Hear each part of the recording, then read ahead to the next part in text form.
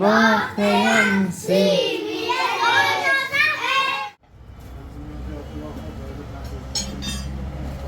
سلامی دوباره خدمت همه شما دوستان عزیز. امیدوارم تا این موقع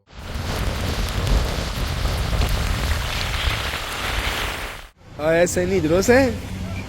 امیری؟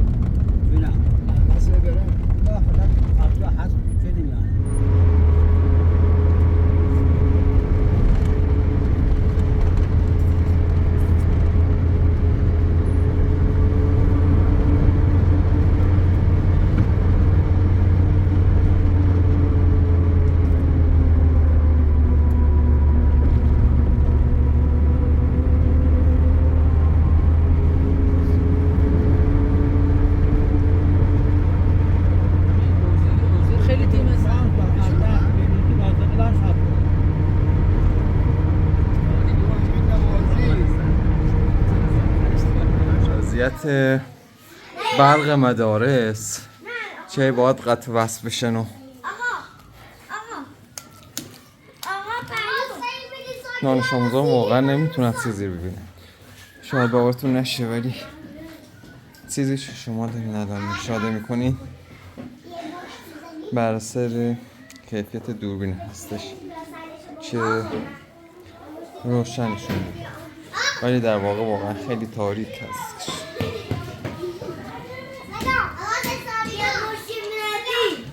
خب بسا میرش کنیم تا باید خرد بیام شعری گته باختم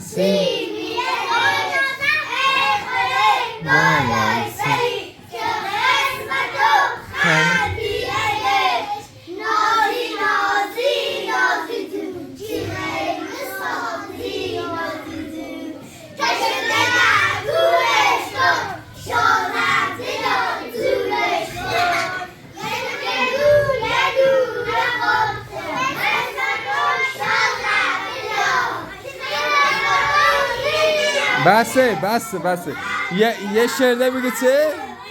دانیال روی چیشی؟ بس ساکت یه لحظه ساکت بخون حالا همه تو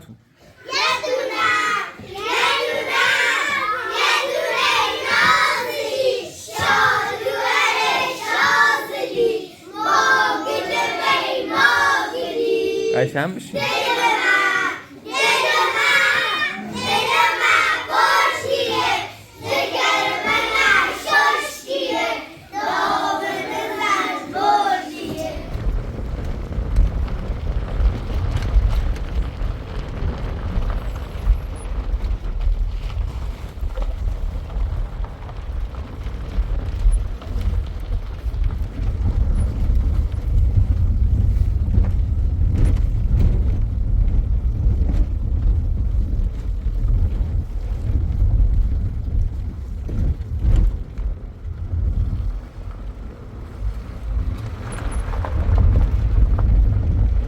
سلام دوستان، امیدوارم حالتون خوب باشه و هیچ مشکلی داخل زندگی نداشته باشید. حالا ما زودتر اومدیم از مدرسه چون دادگاه نوبت داشتم و باید حتما در دادگاه زود پیدا می‌کردم. و اینکه ماشینم دوباره خراب شده و واقعا ترسیدم با ماشین خودم به سمت مدرسه بریم. احتمال میدادم بیشتر از این خراب بشه و یک هزینه بیشتر روی دستم بذارم. با ماشین داداش ابوالفضل رفت. حالا بعد اینکه از دادگاه اومدم بیرون حتما درباره نتیجه دادگاه باتون حرف میزنم. دوستان رفتم داخل دادگاه و حالا با قاضی پرونده صحبت کردم. بعدش رفتم داخل خونه که استراحت کردم. الان هم اومدم داخل تعمیرات ماشین خودم رو تعمیر کنم. واقعا دیگه خسته شدم از دست ماشین. شاید به همین زودی بفروشمش چون هزینه‌های زیادی گذاشته روی دستم. و درباره حکم دادستان و قاضی حالا بعدا درباره‌اش حرف می‌زنم در بخش پرسش و پاسخ.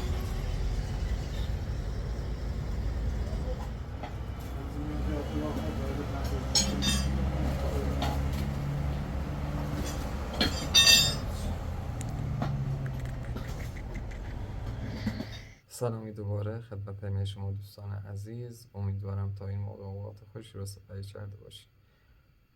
بعد از اینکه از تعمیرگاه اومدم سردرد گرفتم و به خاطر همین مجبور شدم دوباره از قرص‌های چه متخصص مغز و اعصاب یعنی دکتر امیدی واسه من تجویز کرده استفاده کنم.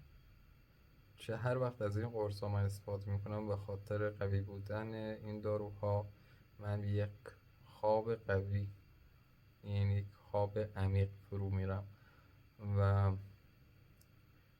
به زور میتونم از خواب بیدار بشم و شاید حدود 1 ساعت الی 2 ساعت داخل رخت خواب با اینکه بیدار هستم دراز بکشم. و اینکه من اسم قرص ها رو به شما دوستان عزیز میگم که میتونین حالا سرچ کنید و قوی بودن این داروها رو سرچ کنید.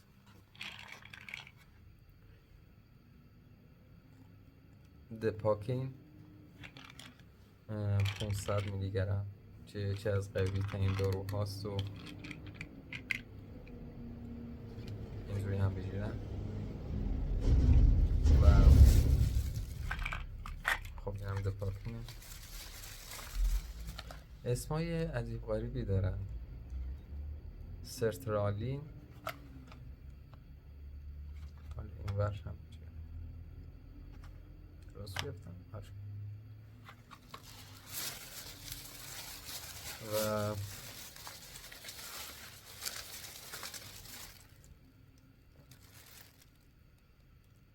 الانزاپین که وقتی من واقعا این قرصا رو مصرف میکنم نمیتونم خواب خودم رو کنترل کنم و به یک خواب عمیق میرم.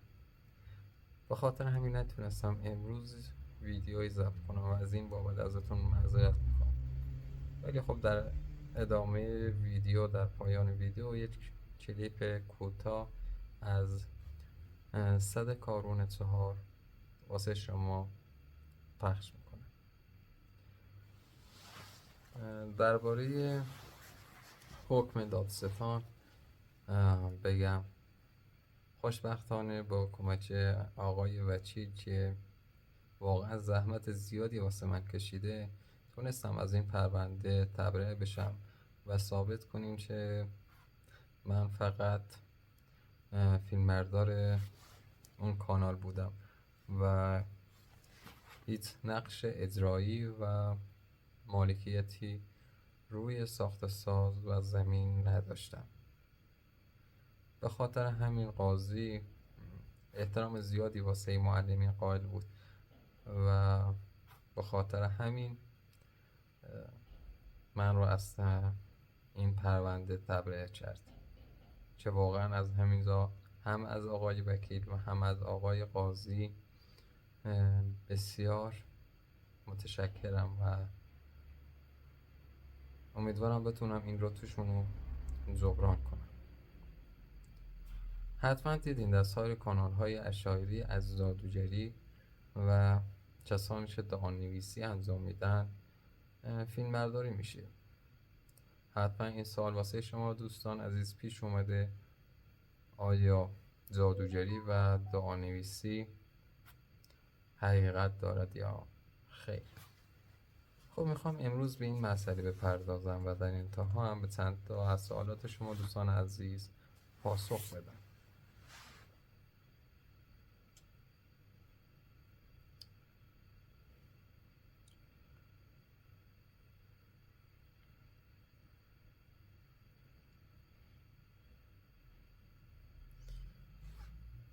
جادو و دعا در فرهنگ روستایی. ابتدا ریشه های تاریخی اون رو بررسی میکنیم.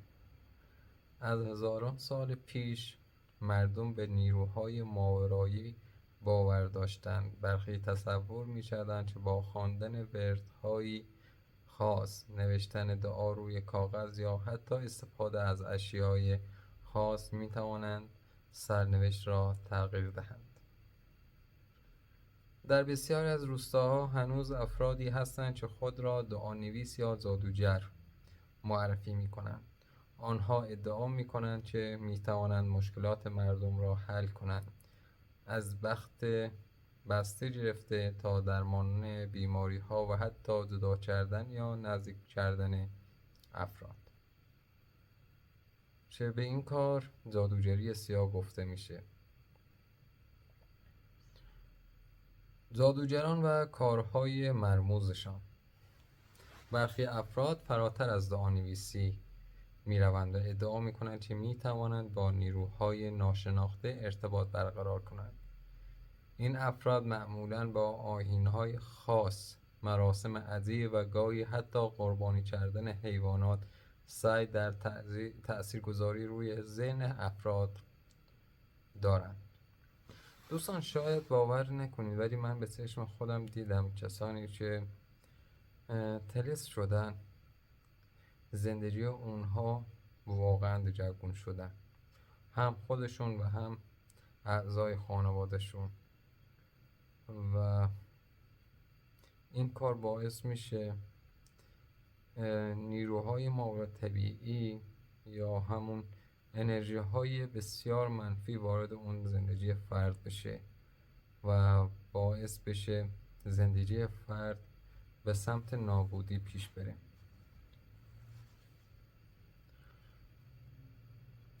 چرا مردم هنوز به این باورها اعتقاد دارند؟ یا اینکه چرا مردم سراغ جادو و دعا میرند؟ اولین دلیل ترس و ناامیدیه. وقتی مردم از مشکلات زندگی خسته میشن و دیگر امیدی به راه حل‌های عادی ندارند، به سراغ روش‌های غیر معمول میروند. همونطور که میدونی من حالا مشکلات زیادی واسم پیش اومده و چندین بار فکرم به این سمت رفت که از کسانی که دعا میکنن و جادوگری انجام میدن کمک بگیرم تا بتونم زندگی خودم رو سر و سامون بدم و به آرامش برسم. ولی وقتی بیشتر فکر میکردم دیدم واقعا این کار نتیجه عکس داره و شاید در کوتاه مدت نتیجه خوبی داشته باشه، ولی در دراز مدت مشکلات زندگی من بیشتر میشه. هر کسی به چیزی که اعتقاد داره مسلماً اون چیز قوی تر در زندگی اون تأثیر میذاره.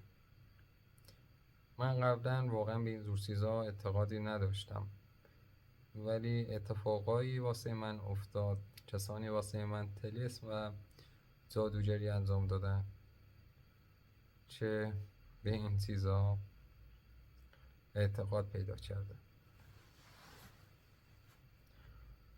مسائل احساسی و عشقی. یکی از رایج‌ترین دلایل مراجعه به دادنویسان عشق و روابط عاطفی است. برخی فکر می‌کنند که می‌توانند با دعا کسی را عاشق خود کنند یا رابطه‌ای که خراب شده را ترمیم کنند.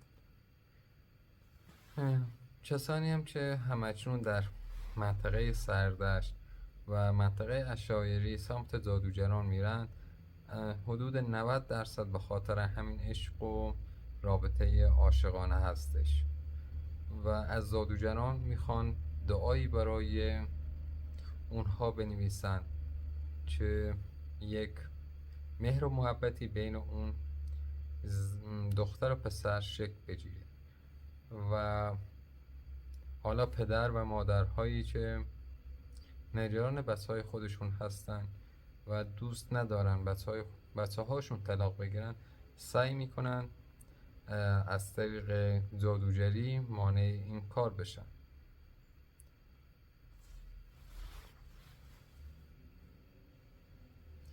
مشکلات مالی و کسب و کار. بعضی از مردم برای افزایش درآمد و موفقیت در کارشان به دعا و طلسم پناه میبرند. آنها باور دارند که این کار میتواند شانس را به زندگیشان بیاورد. مثلا میگفتن اگر مهره مار داشته باشی و چندین چیز دیگر که حالا نمیتونم اسم اونها رو بیارم، با هم روی بازوی خودت یا به گردن خودت آویزون کنی، باعث میشه رزق و روزی وارد زندگیت بشه و به یک فرد بسیار موفق در زندگی تبدیل بشی. ناباوری و بیماری ها. برخی از خانواده ها وقتی با مشکلاتی مثل ناباوری و یا بیماری های لاعلاج روبرو می شوند، به جای پزشک سراغ دعانویس ها می روند. شاید براتون جالب باشه، در منطقه عشایری ابتدا نزد جادوگران و رمال ها و دعانویس ها میرن برای بچه دار شدن و اگر این کار جوابگو نبود، به سمت راه حل های علمی میرن و از پزشکان کمک میگیرن.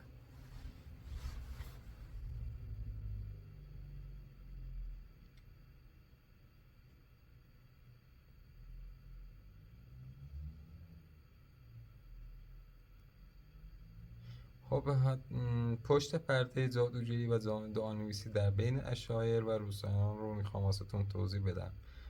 در بسیاری از روستا و مناطق عشایری باورهای قدیمی درباره جادو، طلسم و دعا همچنان وجود دارد.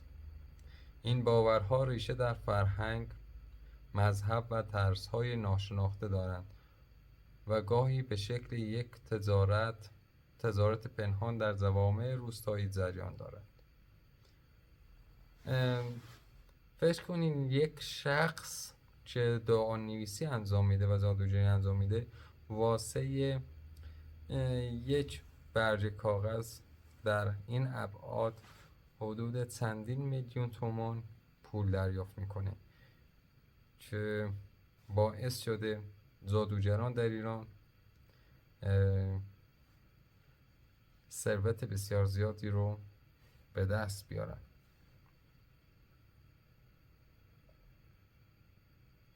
ریشه های فرهنگی و تاریخی. در بسیاری از فرهنگ های عشایری و روستایی، جادو و دعا به عنوان راه حل هایی برای مشکلات زندگی استفاده می شود. برخی افراد معتقدند که اجدادشان از این روش ها استفاده کردند و نسل به نسل آن را منتقل کردند. نقش دعانویسان و جادوگران.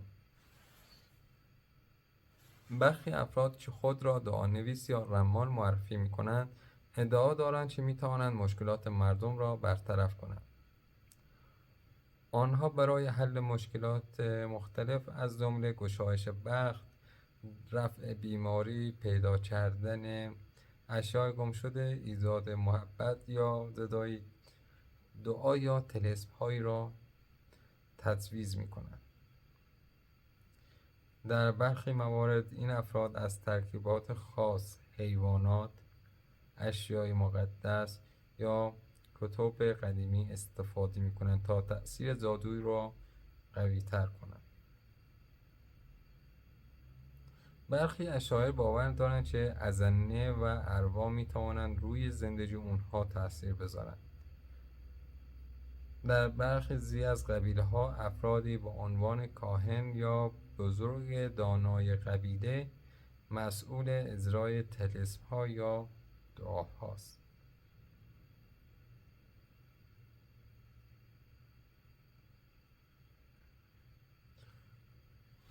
این سوال پیش میاد آیا جادوگری در دین اسلام، یعنی اسلام جادوگری رو یک چیز واقعی میدونه یا نه؟ در اسلام جادوگری یا سحر به عنوان یک واقعیت مطرح شده و در قرآن نیز به آن اشاره شده است. با این حال اسلام به شدت جادوگری را محکوم کرده و آن را گناهی بزرگ و حرام می‌داند. خب در قرآن کریم چندین آیه به موضوع سحر و جادوگری اشاره شده.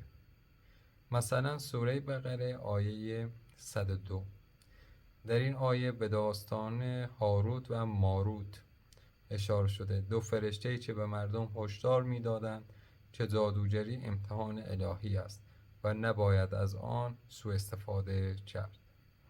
قرآن میگوید برخی مردم از این جادوها برای ایجاد تفرقه بین زن و شوهر استفاده می‌کردند. یا مثلا سوره طه آیات 69 تا 70 میگن این آیات به داستان حضرت موسی علیه السلام و مقابله او با جادوگران فرعون اشاره دارد.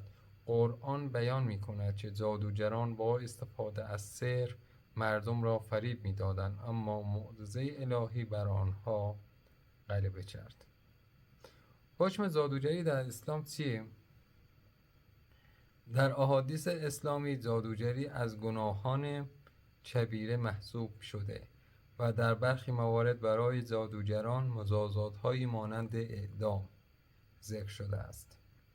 پیامبر اسلام فرمودند اجتناب کنید از 7 گناه نابود کننده: شرک، سحر، قتل ناحق، خوردن مال یتیم، رباخواری، فرار از میدان جنگ و تهمت زدن به زنان پاک دامن.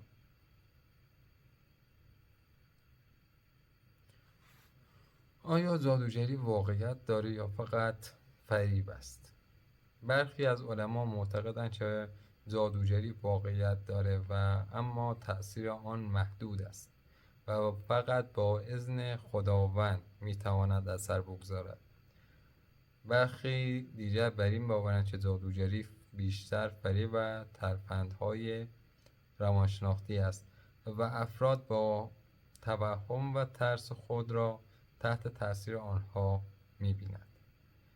خب در هر صورت اسلام توصیه می‌کند که مسلمانان از جادوگران دوری کرده و برای مشکلات خود به دعا، توکل بر خداوند و روش‌های علمی و پزشکی رجوع کنند.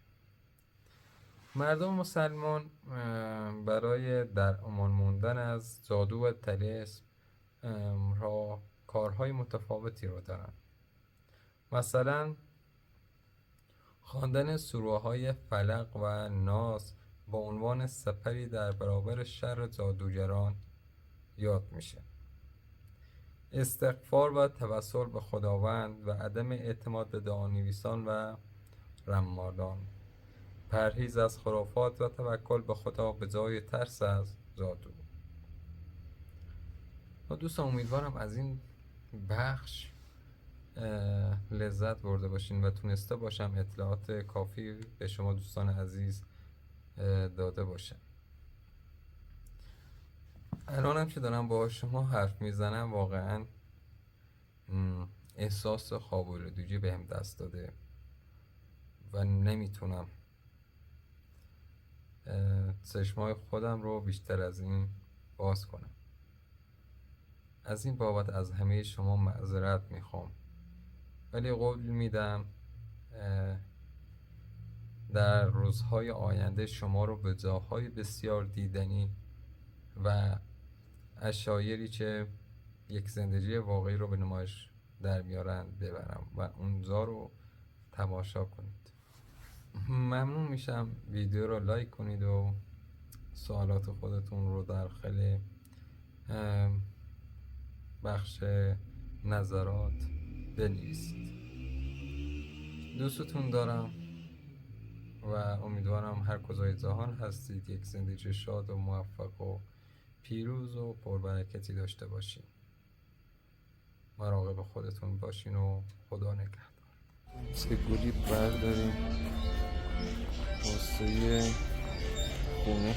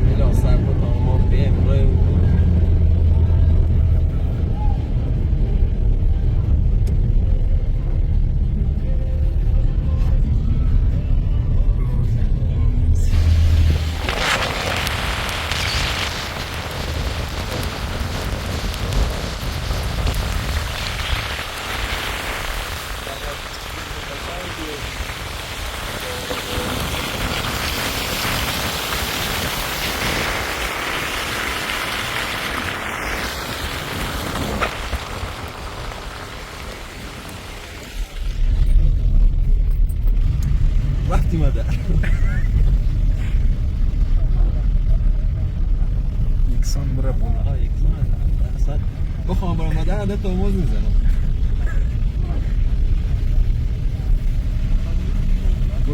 پشت تمیزه قشنگ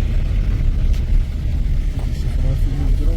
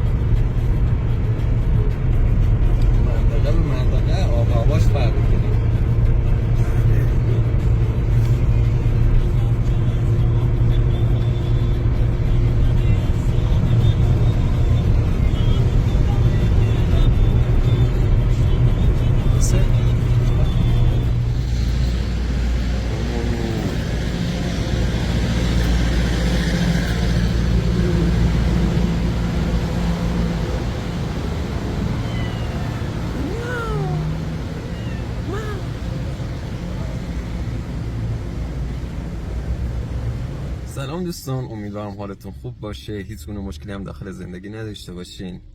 حالا واقعا هوای لذت بخشیه و حالا میخوام با یکی از همکارا و رفیقام یعنی ابوالفضل یه جای دیدنی رو به شما عزیزا نشون بدیم. یکی از جاذبه های گردشگری شهرستان لوردگاه. راستش من خودم تا حالا اون سمت نرفتم، ولی خب زیاد ازش شنیدم چه جایی با صفا و دیدنیه، مخصوصا فصل بهار. حالا بریم وسیله ها رو آماده کنیم، بعدش هم بریم. چشام هم پف کرده به خاطر مسائلی که حالا بعدم در موردشون حرف میزنم. دوستتون دارم و امیدوارم تا آخر ویدیو با من همراه باشید.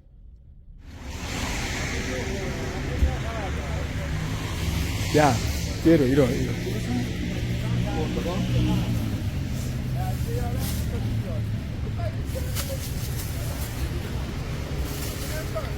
No hago.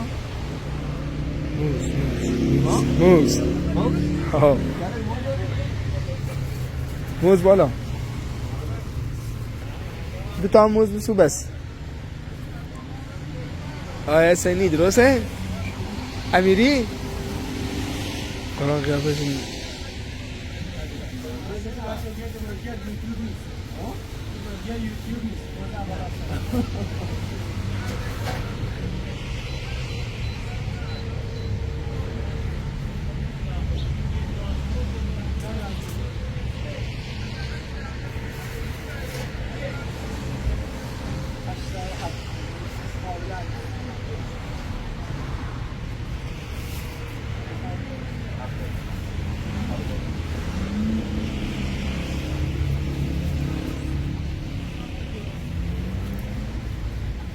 عمره ماشینه عمره سرپله جریم سرپله تیامه طرف میره دست نکنه.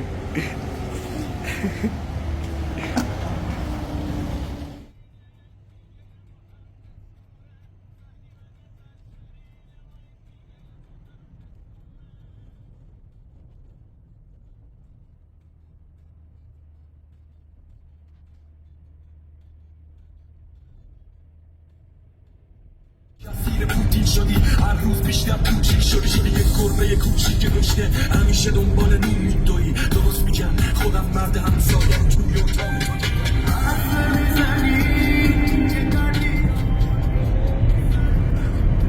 تا حالا موسیقی رو من بیا زیرو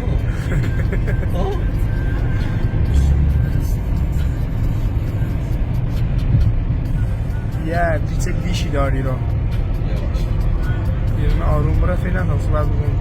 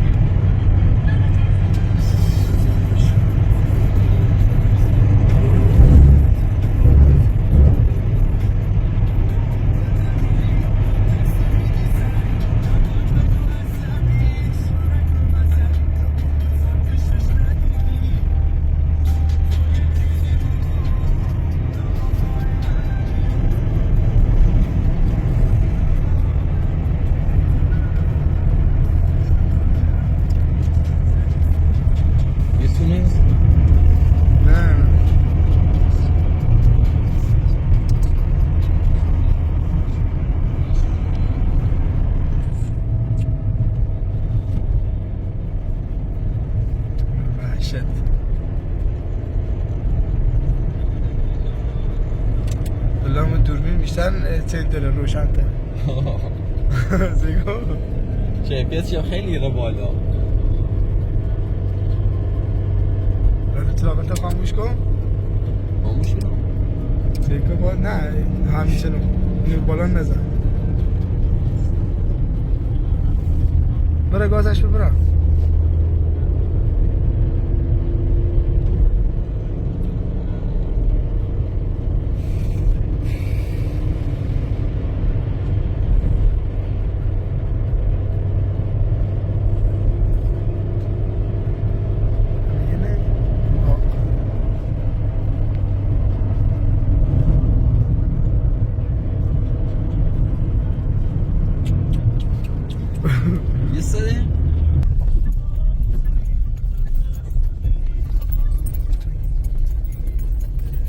بعد بریم یا همی روز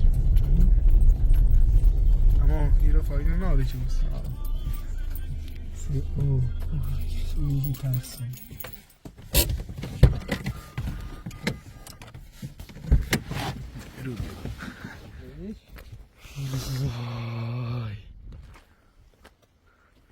صد کارون صفر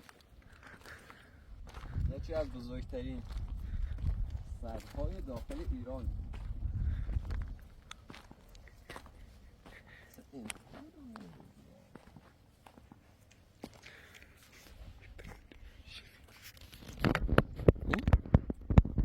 میتونم میشینیم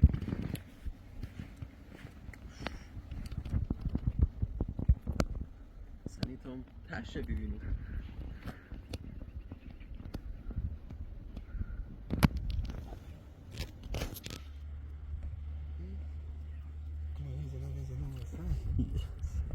Co panorik mi?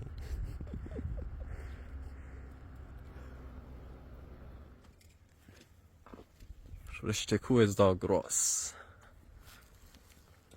همانند مردمانش قوی و استوار.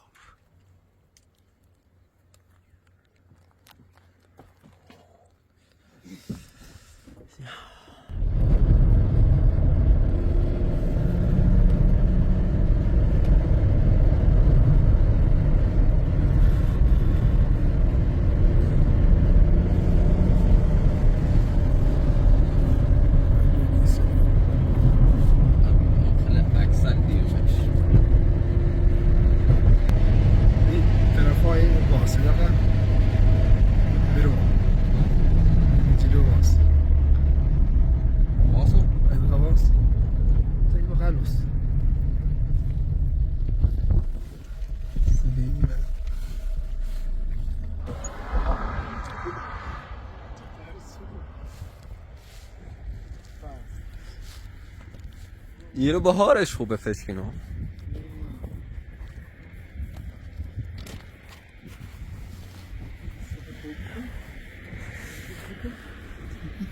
وای نه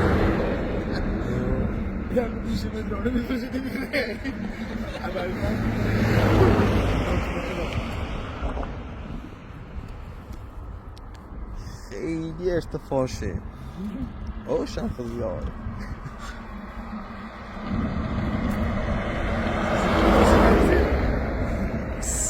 نه فیلم هم دیرو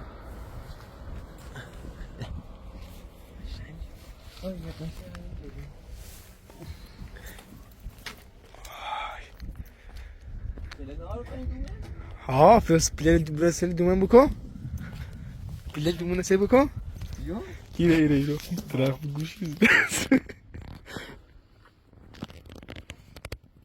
شنجی برای دومه؟ ابا ها؟ برای دومه تو با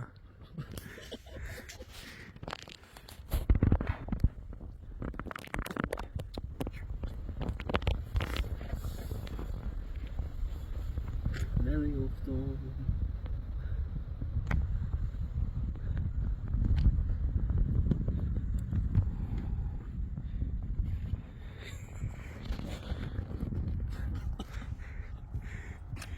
ذاتو خالی یعنی واقعا لذت بخشه. کاش اینجا بودین و این منظره زیبا رو میدیدی. شاید دوربین نتونی به اون صورت که واقعا زیباست توصیفش کنه و نشونش بده. خیلی قشنگه.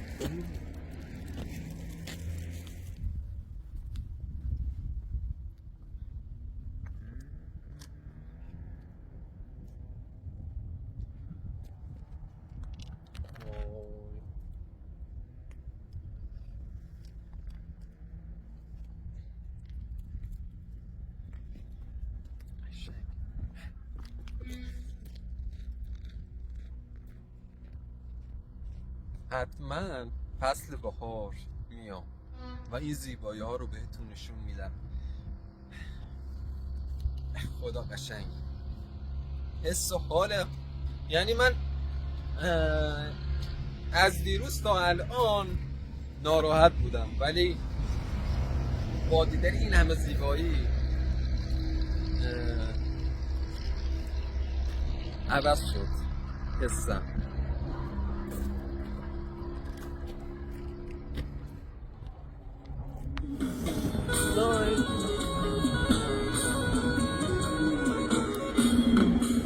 کل بزنید مبارک تو بود، مبارکه.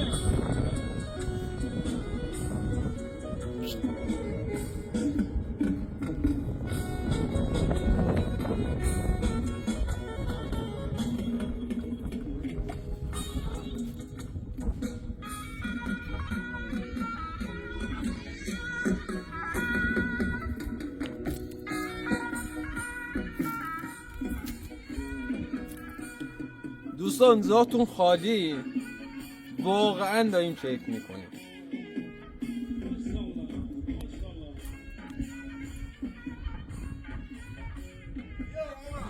اومد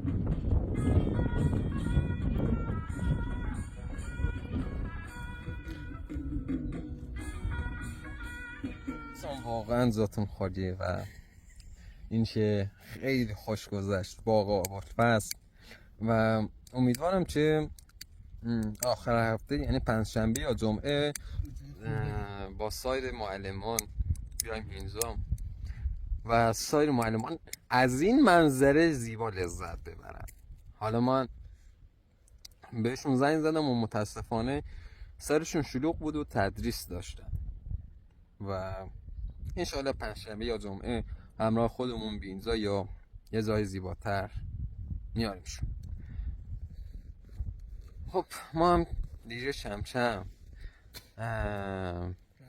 رفع زحمت کنیم و بریم از این منطقه زیبا و دوست داشتنی. اولین بارمه چی میام اینجا، واقعا دوستش داشتم. آقا بولپس دوستان، عمران اولین بارشه که اینجا میاد و خیلی به نظر خودم بهش خوش گذشته. درست آقا عمران؟ بله دست در نکنه. حالا پیشنهاد آقا بولفز بود، حالا وقتی دید من حال روحیم زیاد مساعد نیست پیشنهاد داد که بیایم اینجا و از این منظره زیبا لذت ببریم. از این بابت ازش تشکر میکنم و ممنونم. به همه شما فالوورای عزیز میگم که به آقا عمران حمایت کنید، دستتون هم نکنید. مرسی عزیز. خب واقعا دوستتون دارم. ماه کامل واقعا زیباست. حالا دور میشیم ازش و یک منظره زیباتر از ماه میبینیم.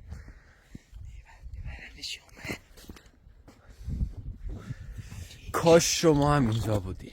دوباره میگم کاش شما هم اینجا بودین.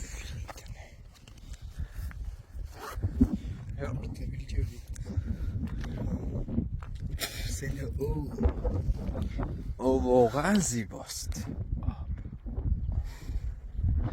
موجهای روان.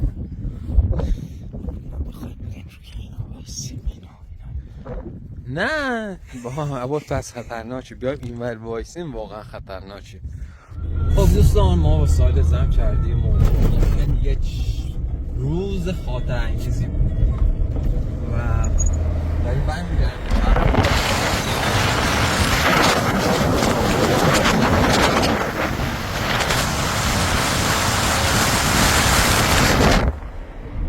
چون امروز روز خیلی خاصی بود واسم و ناراحتی بیش از حدی داشتم.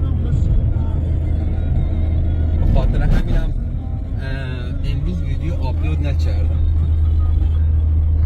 یعنی دیروز. رسیدیم به شهر لردگان، دوباره باهاتون ارتباط برقرار کنم. خدا نگهدارت. خدا نگهدار.